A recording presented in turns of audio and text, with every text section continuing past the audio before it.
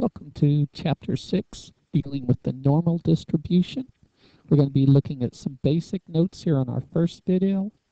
Things that we're going to be looking at as well in the other videos are using the table,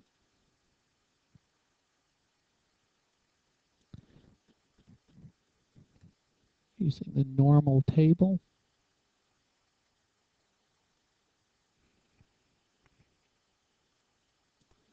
that's table E from your text. We're going to be looking at finding probabilities,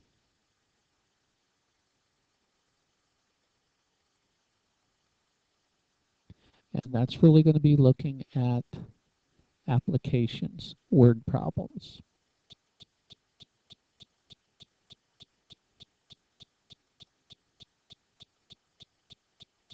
We'll be looking at percentiles, again an application.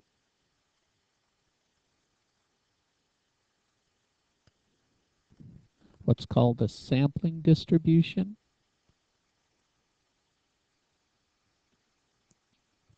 We'll discuss that more at length when we get there. And then the normal approximation to the binomial distribution.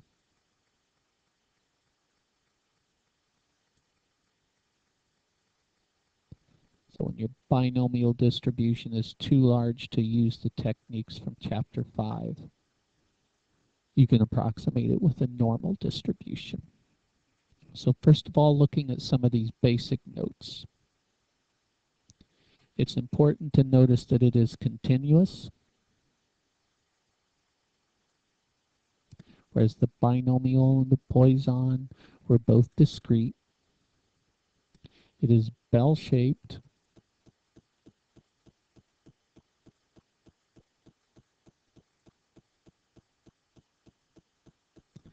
It is centered at the mean.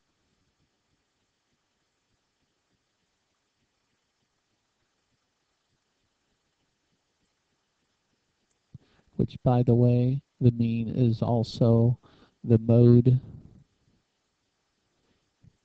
and the median. But in a normal distribution, you really are only concerned about the mean. So centered about the mean.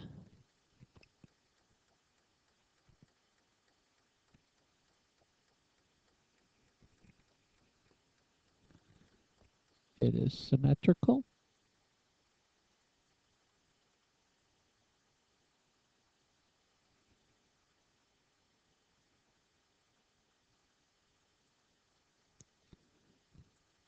And it's pretty much determined by or defined by its mean and standard deviation. Its mean and standard deviation. In general, if you look at a normal distribution,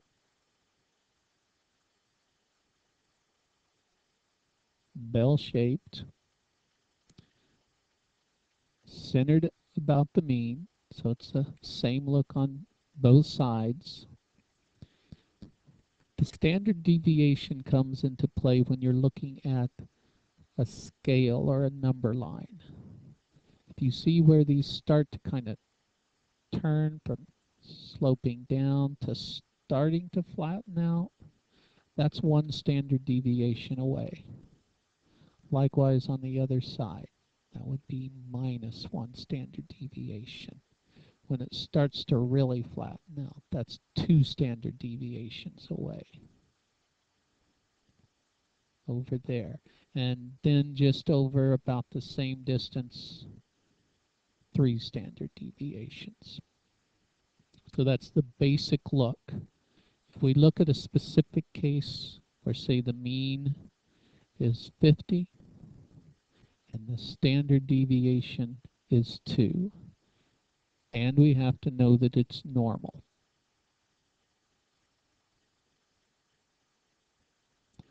All of this has to be given in some manner, some way, shape, or form. That has to be given to you. So as a sketch, we notice that it is normal, little bell-shaped curve. Center there is 50. Where it starts to turn around, 52. Likewise on the other side, 48. Where it starts to flatten out, that will be 54. Over here, 46.